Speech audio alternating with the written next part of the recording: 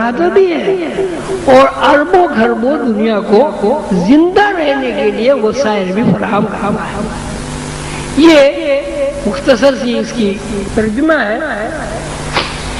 الحمدللہ رب العالمین، سب تعریفیں اللہ کے لیے ہیں، خالق کائنات۔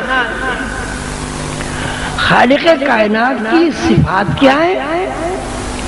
خالق کائنات کی صفات یہ ہیں کہ جب وہ مخلوق کو پیدا کرتا ہے تو مخلوق کی ضروریات کی کفالت بھی کرتا ہے، اور مخلوق کی ضروریات کی کفالت اس وقت ممکن ہے کہ جب مخلوق کی زندگی میں کام آنے والی ہر شے مخلوق کے لیے پہلے سے موجود ہو۔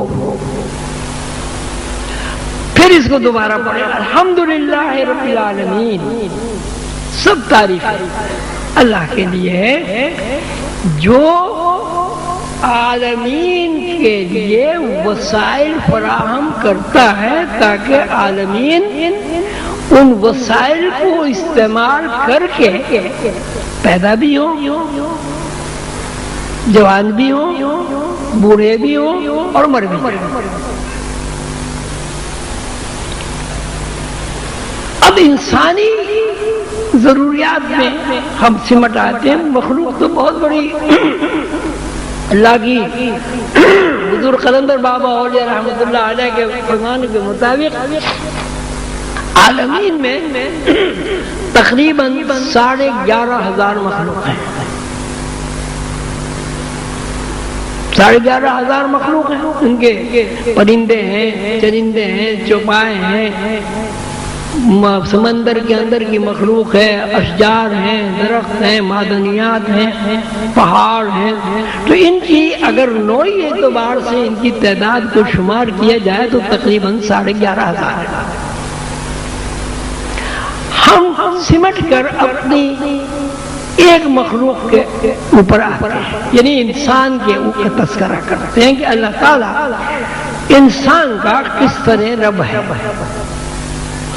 انسان کو اللہ تعالیٰ نے کس طرح پیدا کیا، اور پیدائش کے بعد کس طرح انسان کی زندگی قائم رکھنے کے لیے اللہ تعالیٰ نے وسائل بنائے۔ سب سے پہلی بات تو یہ ہے کہ یہاں جتنے بھی ہم لوگ موجود ہیں، اس میں خواتین بھی ہیں، بڑے بھی ہیں، بچے بھی ہیں، ہماری پیدائش اس وقت تک ممکن نہیں ہے جب تک ہمارے والدین نہ ہوں۔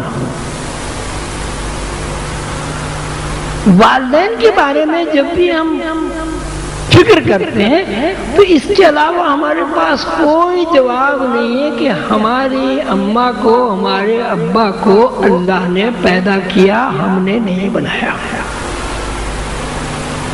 اگر میری ماں نہ ہوتی، میرا باپ نہ ہوتا، میں پیدا ہی نہ ہوتا۔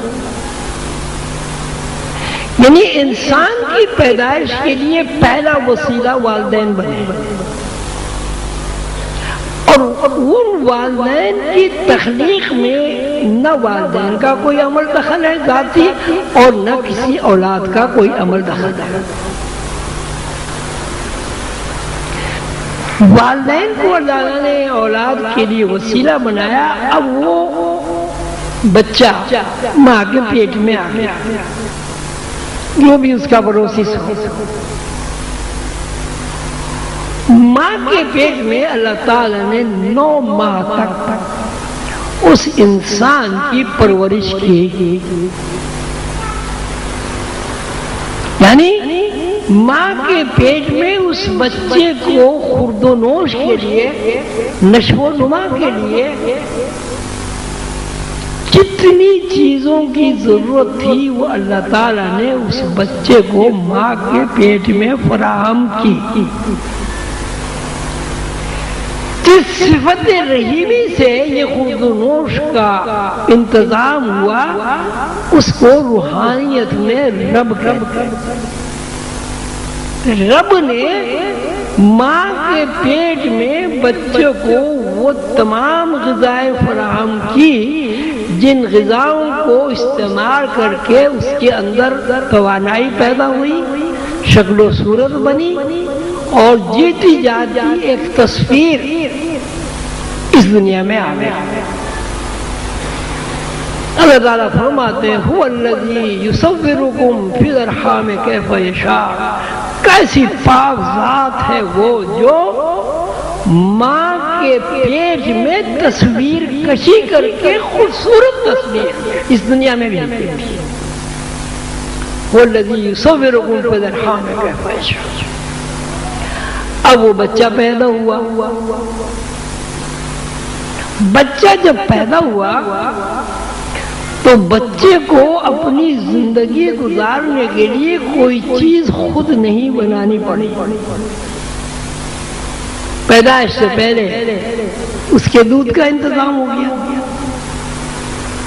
پیدائش سے پہلے ہی اس کے لیے زمین موجود تھی، پیدائش سے پہلے ہوا بھی موجود تھی، پیدائش سے پہلے پانی بھی موجود تھی، پیدائش سے پہلے ہر وہ چیز مہیا تھی جس کی زندگی میں ضرورت پیش آتی ہے۔ بچہ پیدا ہونے کے بعد ذرا بڑا ہوا، اس کے لیے جب وہ بڑا ہوا تو اس کے لیے پہلے سے گندم موجود تھا تاکہ وہ روٹی کھا سکے، گوشت موجود تھا تاکہ وہ گوشت کھا سکے، تعلیمی سلسلہ شروع ہوا، پہلے سے اسکول بھی موجود تھے، اساتذہ بھی موجود تھے۔ یعنی پیدائش کے بعد سے مرتے دم تک انسان جو کچھ بھی استعمال کرتا ہے وہ پہلے سے موجود تھا، کوئی چیز ایسی نہیں ہے جو انسان نے پیدا ہونے کے بعد اپنے لیے بنائی ہو، استعمال تو کی اس نے نہ کرتا۔ اب کیا صورت سامنے آئی؟ صورت یہ سامنے آئی کہ اللہ خالق کائنات ہے، عالمین کے لیے اس نے وسائل فراہم کیے صفت ربوبیت سے، وسائل فراہم ہو گئے، بن گئے، مخلوق بھی بن گئی۔ اب مسئلہ یہ ہے کہ اس وسائل کی تقسیم زیر بحث ہے کہ وسائل کو اس طرح تقسیم کیا جائے کہ مخلوق کے لیے راحت و عافیت بن جائے، مخلوق کے لیے پریشانی کا باعث نہ بنے۔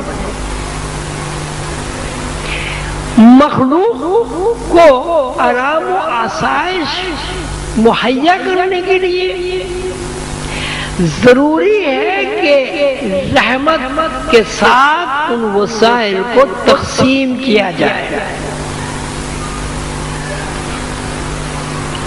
اب وسائل کی تقسیم کے لیے یہ بھی ضروری ہے کہ جو وسائل تقسیم کرنے والا ہے وہ بھی ان وسائل کو استعمال کرتا ہو، وہ وسائل کے استعمال کا حاجت مند ہو۔ اس کا مطلب کیا ہوا؟ اس کا مطلب ہی ہوا کہ رب العالمین نے جب یہ کائنات بنائی اور اس کائنات کے لیے وسائل پیدا کر دیے، اب رب کائنات نے یہ چاہا کہ وسائل کو تقسیم کرنے والی ہستی مخلوق میں سے منتخب ہو۔